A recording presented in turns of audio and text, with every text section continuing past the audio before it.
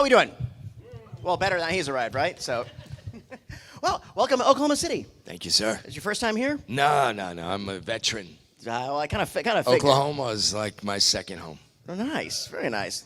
Bring your back up. My first time here. I'm loving the heck. Where are you from?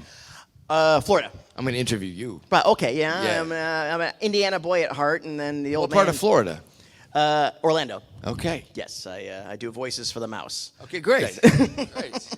So The mouse. The mouse. But we're here to talk about you. So, what I love to do whenever I get one-on-one with someone like yourself, I like to go to the beginning. So let's talk a little about the origin story because, again, some interesting stuff going on. It's like you grew up in a show business household. My father, for years and years, was a stuntman. Mm-hmm. He was a professional bull rider before that, so rodeo was a big part of our lives and still is. I have 3 horses and live on a horse ranch now in Texas.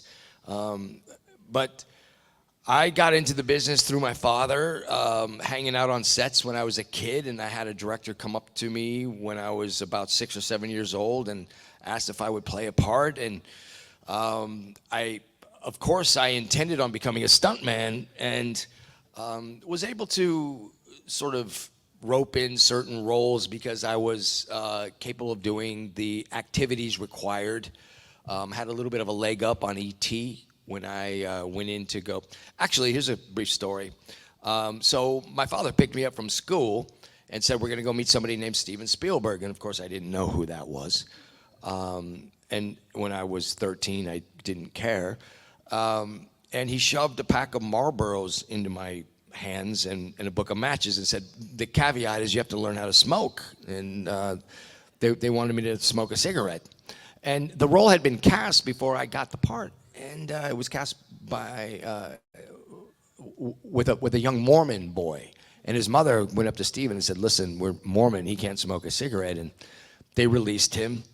And anyway, cut to, I go walking into the casting office, and there's 5 people in there, and they all look like John Stamos with perfectly feathered black hair and bright blue eyes.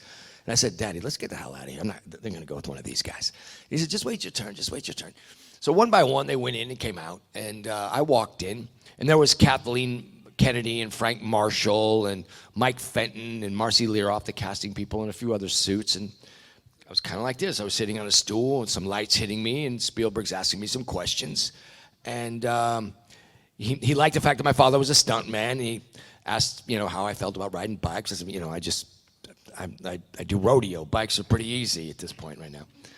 And he gave me a page, and I read some dialogue with him, and he said, okay. And he looked at me and said, how do you feel about smoking a cigarette? So I fished out this rumpled pack of Marlboros and stuck a bent Marlboro that did about a 90-degree turn, and I started striking a match, and they started laughing. They're like, okay, kid, you got the part.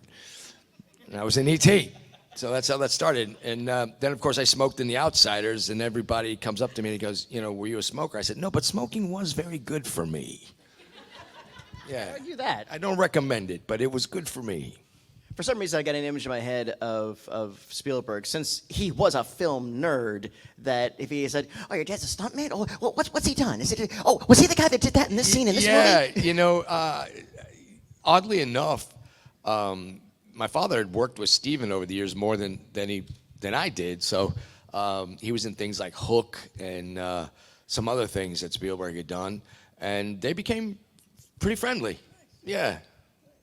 And I've worked with my father in many productions. In fact, he had about a month of work on Red Dawn, and I was able to kill him twice, and that was a delight. Yes. Wolverines! You're dead, Dad. It's like, you're grounded. You're dead. You can't ground me. I'll see you at dinner. You have worked with so many acting and directing talent I admire. What was your experience like with John Milius? Milius, who directed Red Dawn, he directed Conan. First of all, he's an incredible writer. I loved his work. He wrote the Robert Shaw speech in Jaws, which I thought was epic. And, back then you could get away with stuff that you can't do today, making films today. you have to mind your P's and Q's, and there's a lot of things you cannot say and cannot do, and you don't want to offend people. But back then, nobody gave a shit. You just lived your life, and That's why we call it the good old days. it was the good old days. Good job. But, you know, he would do things like, hey, Tommy, you know, when we wrap, hop in the Jeep and I'll drive you back to the hotel. I was like, okay. And I'll never forget, I hopped in and we're driving along and he's speeding down this dirt road and we get, you know, into the city and he screeches to a halt, jumps out and puts about 15 rounds into a stop sign, gets in with this empty smoking gun and he goes, that felt really good, and drove off. It was things like that, you know, of course, he'd be put in jail today. Please tell me he had a cigar in his mouth the whole time. All the time. And, you know, he would, he had an AK-47 at his side, and he'd rip like 3 or 4 rounds into the air for action, and he'd unload the clip for cut, and he was like a kid in a candy shop, you know, with that production. And I learned so much working with people like him and Francis Ford Coppola and Spielberg. And, you know, you take what you can from each production, and you carry it on to the next, and hopefully you learn and you become a better person and a better artist. Well, again, you really had that opportunity. You did a hat trick. You got the 3 out of the 4 quads of that directorial brat pack that came out of that era. You know, Milius, Coppola, Spielberg. You know, if you gotten Lucas or Scorsese, then you would have had the crown. I almost had Zemeckis. I was Marty McFly for 2 weeks. Right. And I got the hook for Eric Stoltz when Mask came out and was such a big success.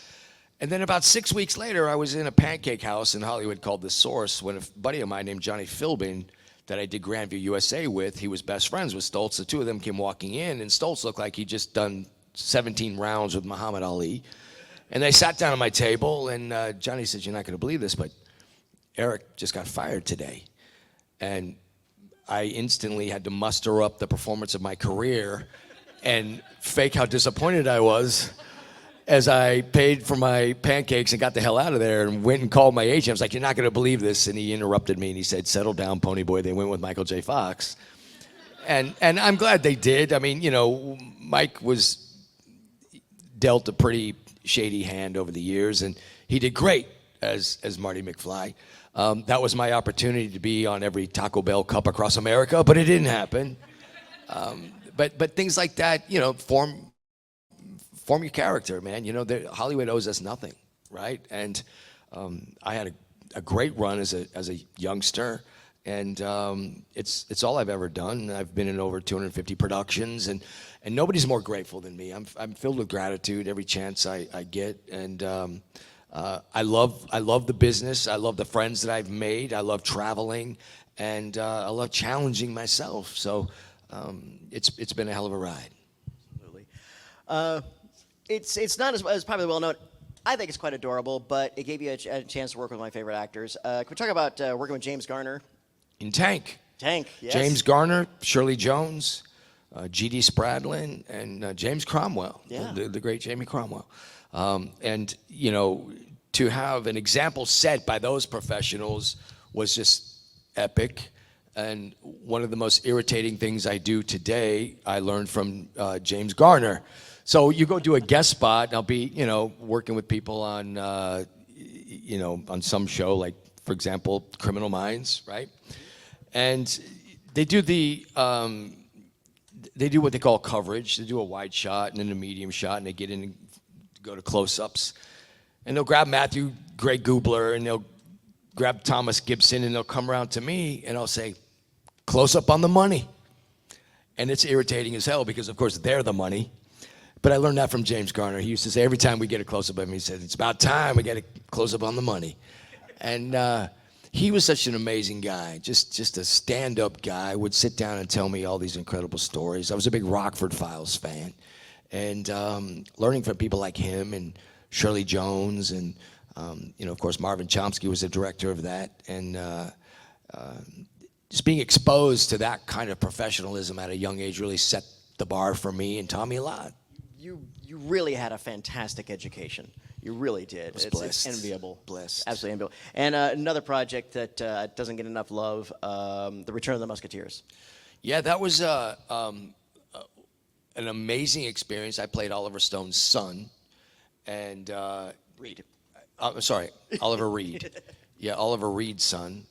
I was almost in Platoon. I almost played the role of Bunny, which was Kevin Dillon's role. Yeah. I met Oliver Stone.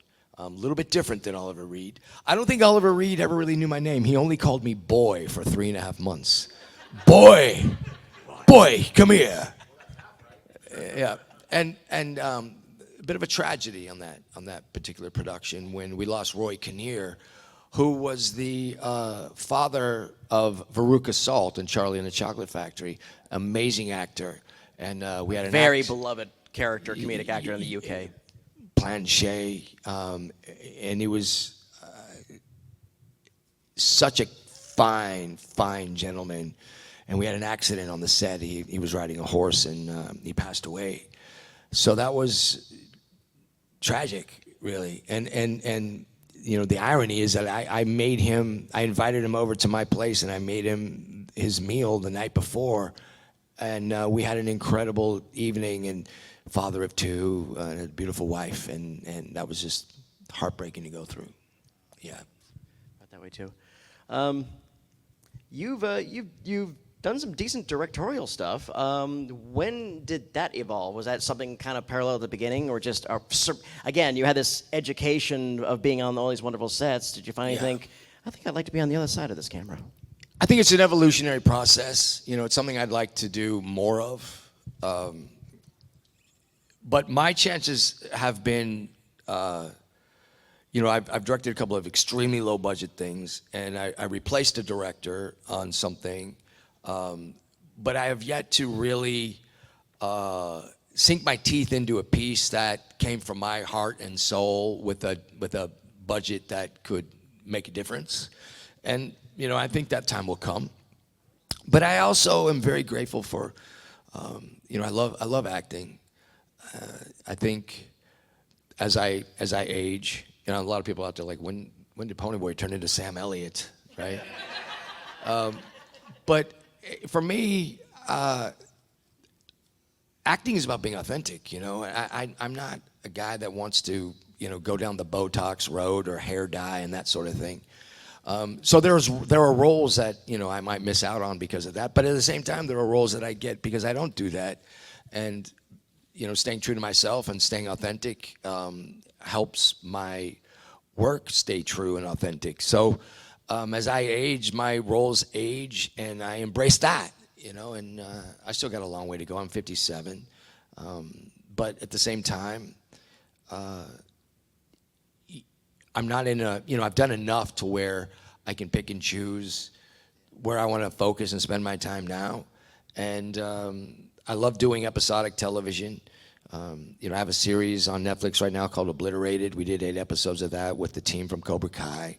And I've got a film opening June 16th called Ride, which I did with Forey J. Smith from Yellowstone fame, and Annabeth Gish, and just continuing to meet people like that and grow and learn. And, you know, I don't take it for granted. You never know when it's all going to come to an end, right? But I remember doing E.T. thinking, well, this is cool. This might be my one and only shot, you know, and 250 productions later, I'm still going.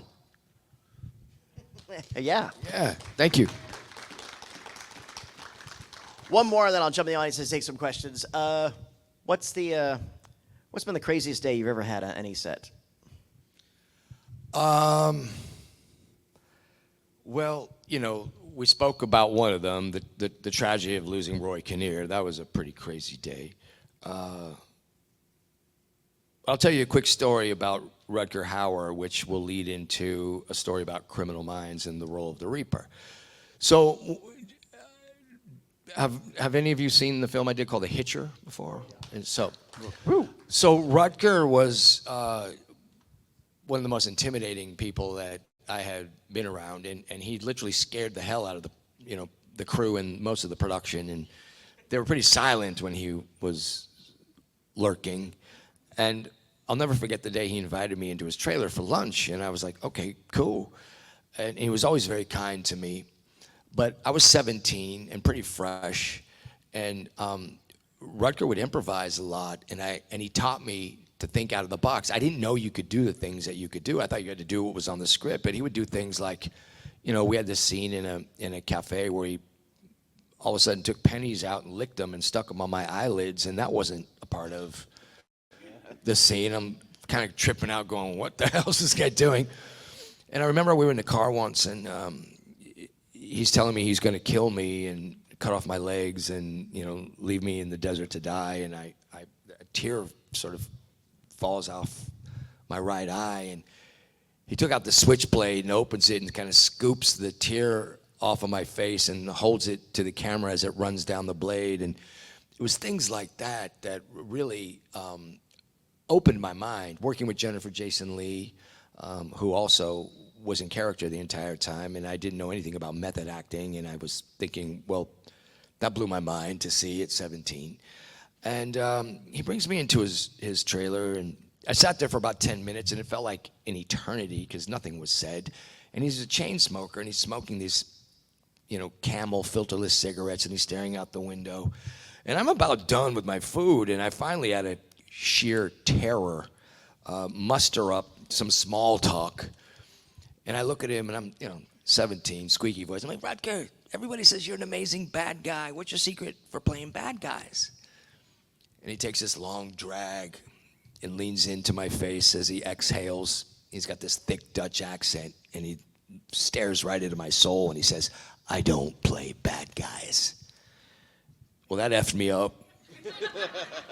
Scared the hell out of me. I picked up my tray, backed out slowly. And I pondered that for years and years and years. And, that wasn't really my thing. You don't play bad guys when you're 17. And I get this offer, 25 years later to play George Foyet, the Reaper on Criminal Minds. And I started thinking about Rutger. And I was old enough to understand what he really meant when I started processing that. And Rutger's specialty was playing guys that did horrible things, but he had this beautiful aspect of injecting humanity into those characters. And he wasn't afraid to show fear, compassion, love, patience, understanding, all these components that most actors, for the most part, except for the really good ones, when they play the bad guy, they play this sort of fearless, impenetrable aspect, knowing that they don't die until page 90. So, in the most horrifying moment when somebody is dying, they'll decide, oh, I'll laugh here or I'll smile here, when no chance in hell would that ever happen in real life, right? So when I see actors do that, it really takes me out of the moment, and I usually, go make a sandwich at that point or turn the film off. But Rutger never does that. And I get people come up to me all the time and go, oh my God, you're the Reaper, you're a psycho. And the first thing I think of is, and I might even share with them, I say, you should watch it again because I'm really not a psycho. I play a guy that's pretty grounded. And Rutger, even though it took almost 30 years later, really was responsible for my work in that particular program. And I get people that come up to me all the time, and it's one of the greatest compliments ever. They say, I hated you in Criminal Minds, or you were my favorite villain in Criminal Minds. And I think that is largely due to the fact that I didn't play a bad guy. I played, a guy, when you see Pony Boy going around killing people, that's pretty frightening, And that's what I really am proud of the most, that I can learn something, and it may not be applied for 25 years, but when you take it out of your back pocket and it's the right moment, it's very effective. And that's what I learned from Rutger. Before I jump on out there, I just want to say, on behalf of myself and this audience, I just want to thank you. I want to thank you for your talents and your professionalism, and for all these performances you brought all these years. And we're so looking forward to whatever's next on the Too docket. kind, Thank man. you, man. Thank No, you. Thank you all for coming. Don't be shy. If you have a couple questions, that's why we're here. If you Yeah. don't, we'll let you all go back. All right, tell you what, let's go ahead and do a line. That way we'll get you on the camera, all that stuff here. All right, whoever asks the first question will get 2 pieces of candy. Okay, sir. Okay, all right, come on out. That's right, come on out with you, and then this young lady's like, okay. What's your name? Jeff. Jeff. What you got for us, Jeff? Okay. Thank you so much for all the years, sir. Right on. It's a long story, but to make it short, I saw The Outsiders when I was 13 years old, saw it again on HBO, and in my English class, I was told to read Outsiders, Rumblefish, and Tex. Had exams on all 3 of them. The teacher didn't want to do that, this was now. But why is that? I was born and raised in Tulsa. I totally related to the film, understood it completely, especially the north side from the south side, which Admiral separated. And most of all, just the connection I felt with the movie. And I really understood it, being a born and raised person from Tulsa. You really touched my life with that. Thank you, man. Thank you so much. Thank you. Yeah. Thank you. And as a side note, when I served in the Navy in 1990, actually met John Milius because he reshot the end of Flight of the Intruder on my Wow, carrier. man. Well, God bless. First of all, thank you for serving. One of the things that I think of often about The Outsiders is the fact that S.E. Hinton wrote it when she was 17 years old. So there's an example there for all of us, especially the younger people. I think our youngsters spend too much time worrying about the things that they don't have, trying to please a lot of other people, instead of setting that bar high for themselves and doing whatever they can on a daily basis to achieve whatever goal that they've set.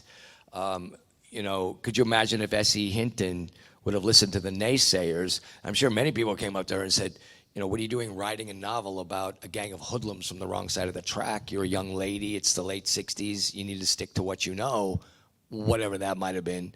And she thumbed her nose at everybody and produced The Outsiders, which is phenomenal. It's lived in perpetuity for the past 57 years. I've seen 1 million Stay Gold tattoos in my day. I've heard some of the most incredible, profound stories about people coming up to me and saying, a loved one was on their deathbed and we read this book or we watched that movie and it's affected so many people. There's a character in that book, no matter what side of the tracks you're from, whether you love Dally, whether you love Cherry, whether you love Ponyboy or Johnny Cade, there's something relatable for everybody. And I've seen nanas, mamas, baby girls all come up, all with a tear in their eye. And I cannot tell you how much that warms my heart. So again, thank you for your service, and thank you for supporting the S.E. Hinton novels and the movie The Outsiders. And you stay gold, Ponyboy. You too, brother. Stay gold. Stay Thank gold. you, Jeff. Appreciate it. Hi, what's your name? My name is Alexis. Hi, Alexis. So you were very young when you when you were a part of some of these super iconic roles. How does it feel seeing people pass those down to like their kids and their generations and knowing that you were a part of them? I'm so grateful for the torch being passed. I've started a foundation called the Stay Gold Foundation. It gives me the opportunity to go around and speak with many different students at many different schools, focusing on the importance of literacy. And I think, there's a real distraction today with devices and internet and likes and the fact that most of our youngsters now are okay without a beginning and a middle and an end. They just need a 20-second swipe left and continue to move forward. So to maintain focus, to even understand what cursive writing is, as ridiculous as that sounds, there's an art that's being lost. So when somebody can pass that torch along and I can connect with a youngster through the platform of S.E. Hinton or The Outsiders, it's a win-win. And I don't know what it is about The Outsiders, but I get so many teachers that come to my events that have been teaching for 5 years, 20 years, 30 years. And their favorite part of the year as English Lit teachers is sharing The Outsiders with their students. So many kids who don't like to read became avid readers from that book. A lot of people became teachers from that book. To me, I've been involved in a lot of productions, but there's a certain responsibility that I feel, or that I choose to shoulder, that really stems from my experience with that book and that film, and I'm so proud to be a part of that. And I thank all of you that do pass the torch. So thank you, and you'll have your time. So keep it lit and pass it on, and enjoy your candy. Yeah. Hi, what's your name? My name's Amma. Hi, Alma. So I grew up in a family of Civil War historians, so I bet you know where I'm going with this. Yes, yes, Gettysburg, Gods and Generals. And I absolutely loved your performance in Gettysburg. So my question is, do you feel like it changed your perspective at all or brought you to a new place as an actor doing a reenactment film on the actual battlefield? Well, I'll tell you this. Right now, plugged in on my phone when I'm driving, I am listening to the audio book of Last Full Measure. I just finished Ulysses S. Grant's memoirs that he wrote in the late 1800s, early 1900s. And Mark Twain actually published that book, and it was the second most popular book in the United States, second only to Uncle Tom's Cabin when it came out. So I love history. I love playing historical characters. The internet has allowed actors to dive into so much research that is far more accessible than it used to be.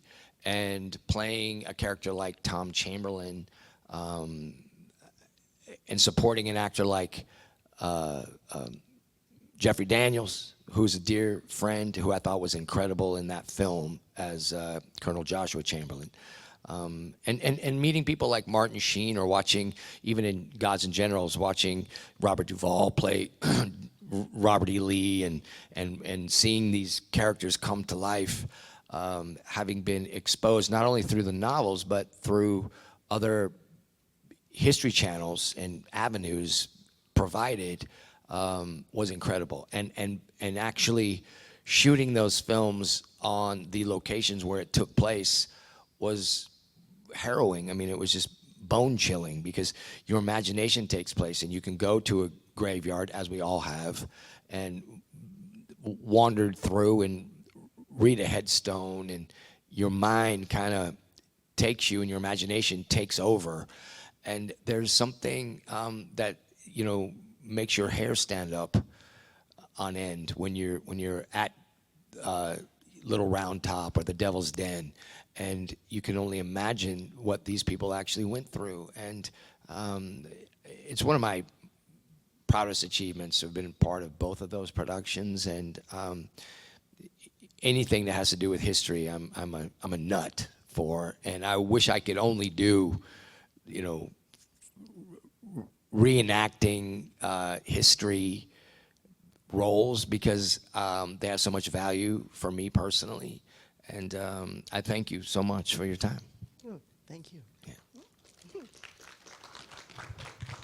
With the Outsiders shirt. Right. Yes. Hi, what's your name? Lisa.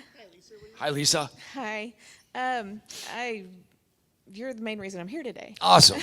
Thank you for coming. I live in Arkansas, and just want to say I saw the Outsiders when I was a kid, and I didn't really know what it was at the time, and I went to the movie and saw it, and I just absolutely fell in love with it. Didn't read the book until years later, and wish I had known about the book before, but anyway.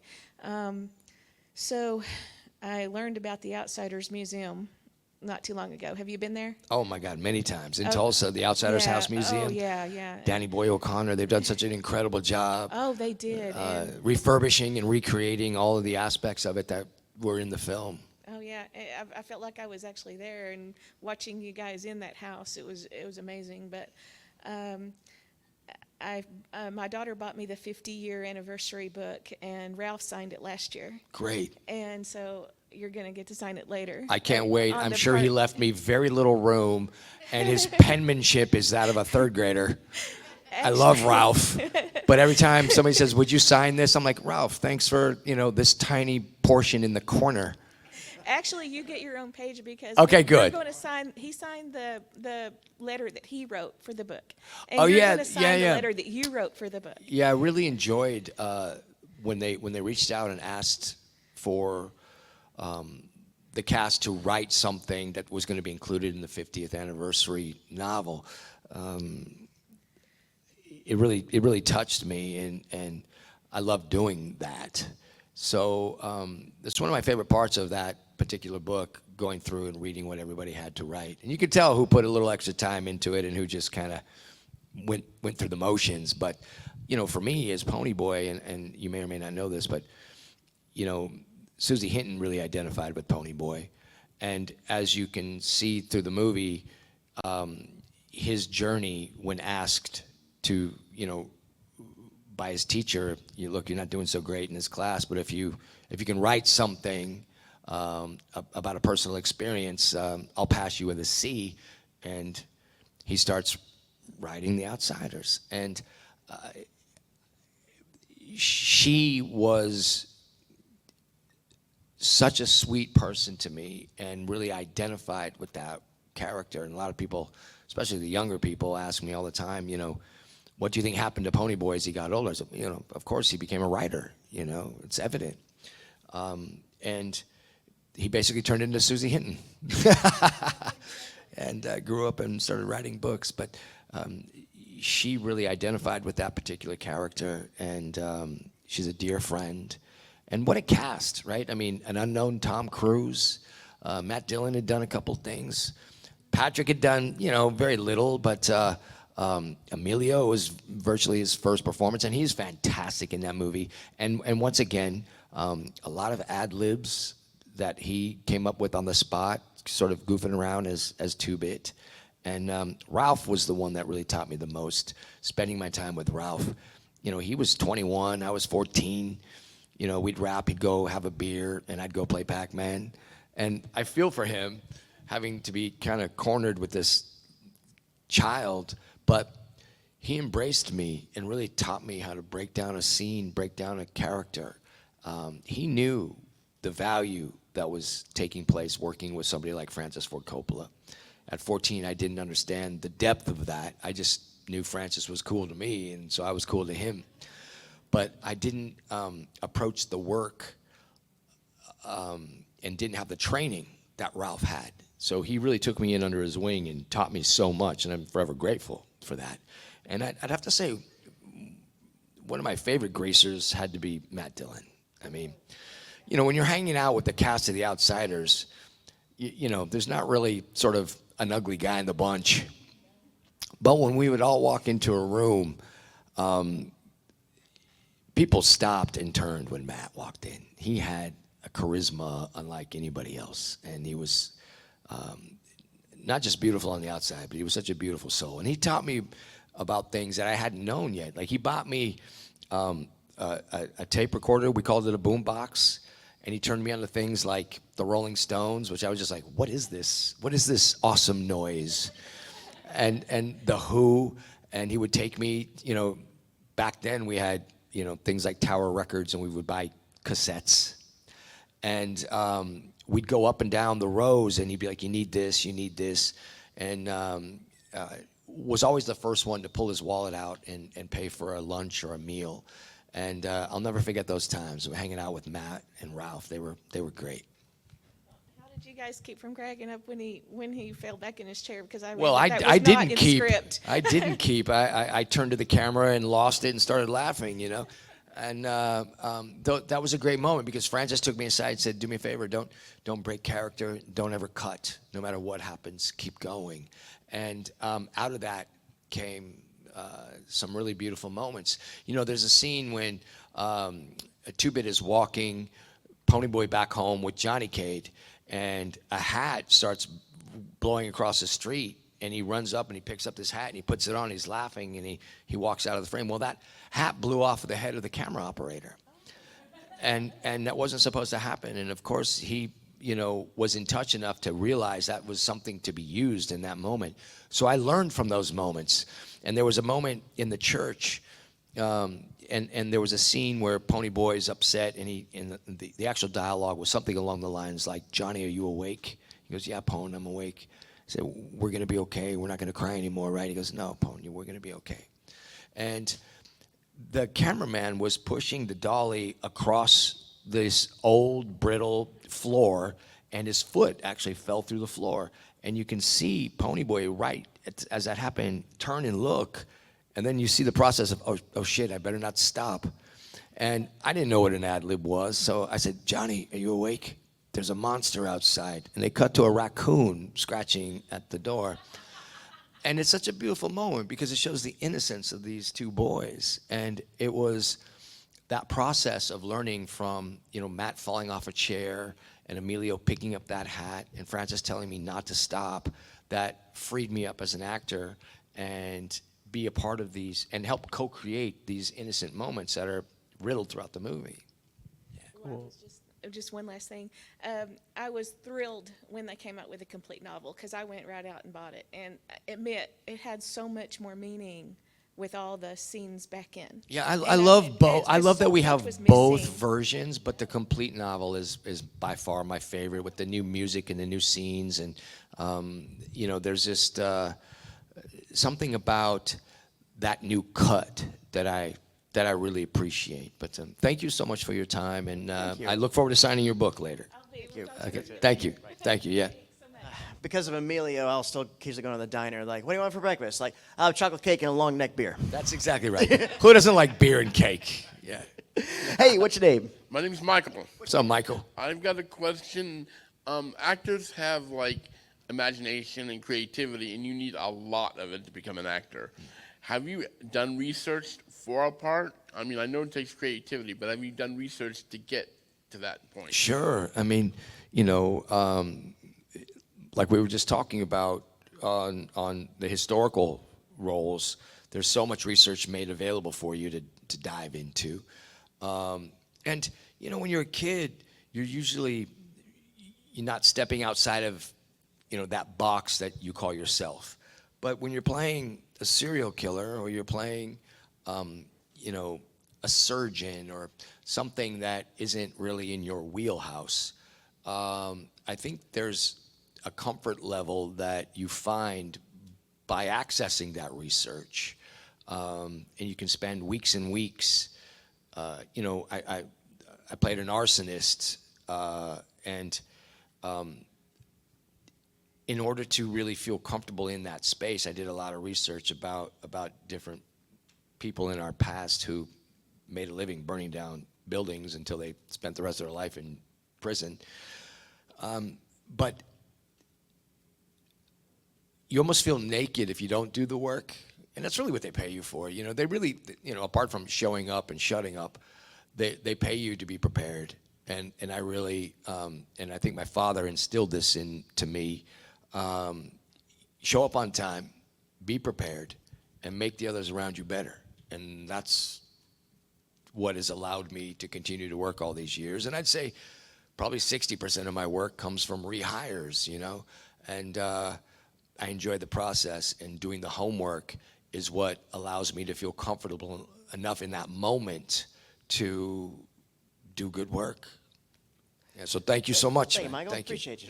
Thank you. And our last question. What's your name? John, What you got for us?